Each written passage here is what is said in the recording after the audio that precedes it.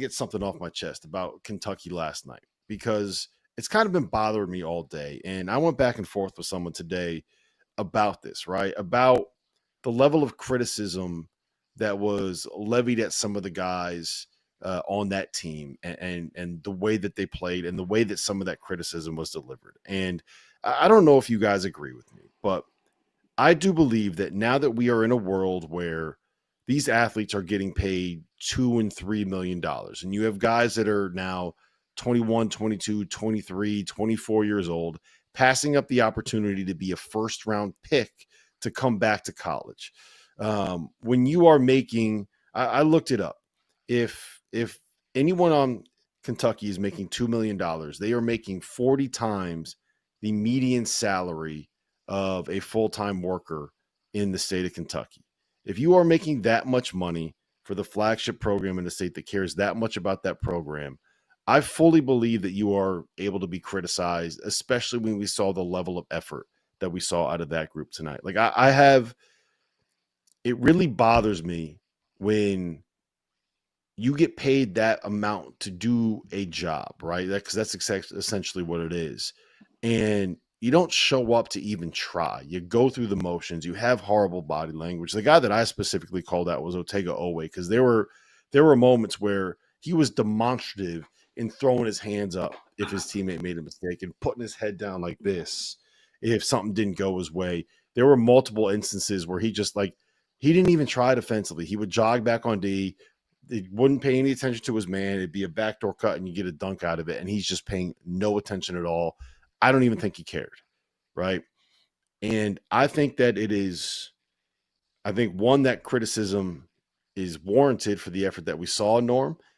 And I think that it is okay to come at these players now that they are making this money with that. It would have been different when they were student athletes and they're getting room and housing and all that. I don't know if you feel the same way, but it does feel like there is a level of, I don't know if entitlement is the right word, but it feels like a lot of these guys are almost mercenaries out trying to find their next check. And the key to being able to build a program in this day and age is to be able to pay guys, but have them have ownership over the program. I don't think anybody on that Kentucky roster, outside of a couple guys that are maybe from that state, really care about Kentucky basketball. They care about the fact that the checks that they get say Kentucky basketball in the top left corner right now. And I think that's probably the biggest problem that Kentucky and some of these other programs are having right now.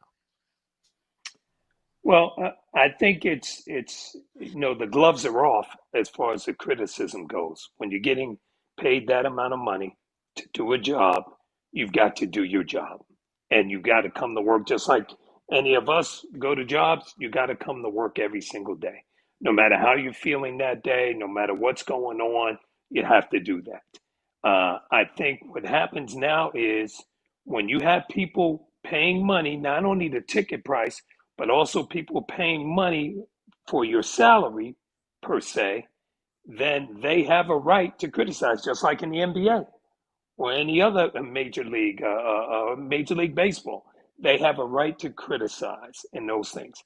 Now, what I think kids have to understand, or student athletes have to understand, is that it's a different day and age.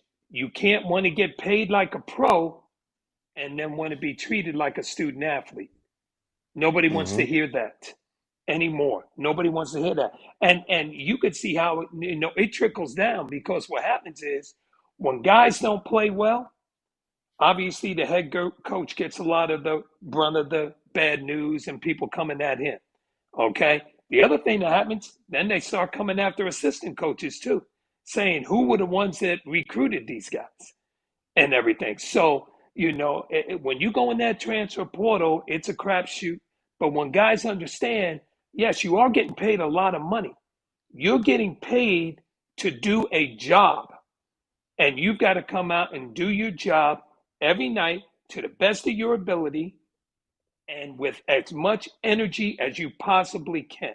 And when you don't do that, people are going to frown upon that. How do you, I mean, you were in these locker rooms last year, right? And among programs in college basketball, Kansas, let's be honest, probably has as much money to spend as just about anybody. When you are getting these new faces coming in and they are there as a profession, as a job, how is it difficult to be able to get them to buy into the concept of team, of playing for something bigger than yourself, of doing more than just playing for, you know what I mean? Like, yes, they're pros. Yes, they get paid. Yes, that is a good thing for these athletes to be able to capitalize on their ability. But you still got to be able to win and do all the stuff that these programs, all the cliche stuff we talk about in college basketball, right? Like, that helps, that exists, that's there for a reason. You need that to be able to be successful. How do you navigate that balance in this era?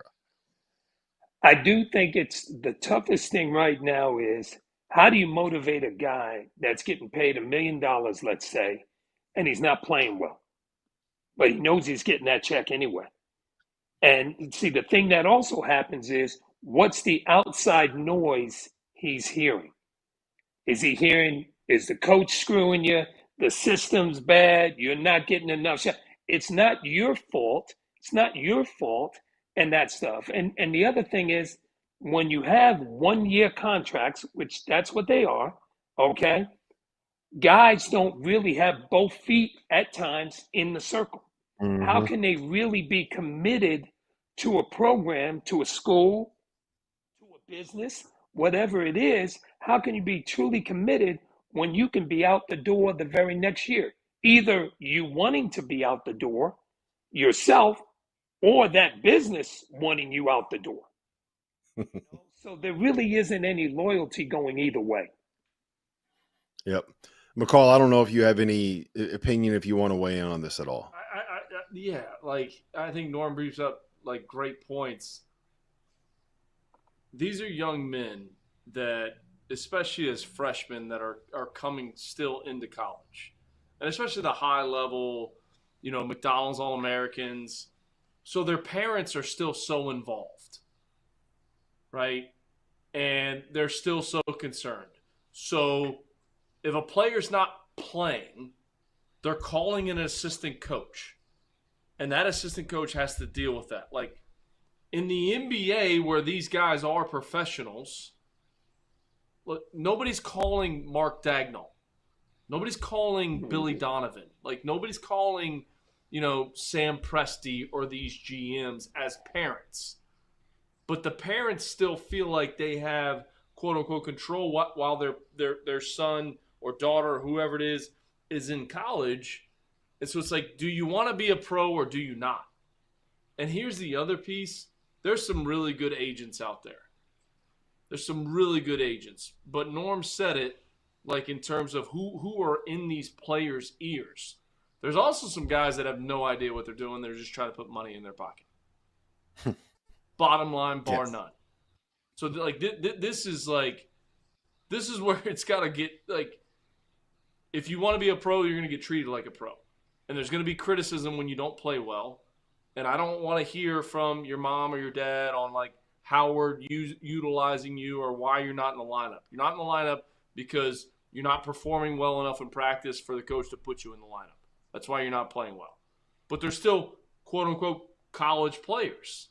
So there's just this balance here. So if you want to be a pro, be a pro. Understand what comes with a pro. If you're not producing, you're sitting down. I don't care what you're getting paid. And yeah, you can jump in the transfer portal and keep bouncing around and do all this, but like if you're not producing, like deal with the criticism. Have to deal with it. Don't go to mommy and daddy. Don't have mommy and daddy call your college coach and tell him, or call some assistant college coach. Don't have your agent start putting out there that the coach isn't utilizing you the right way. Get better. Improve. Yeah. That seemed like you had to get a little something off your chest right there, McCall, not utilizing it in the right way.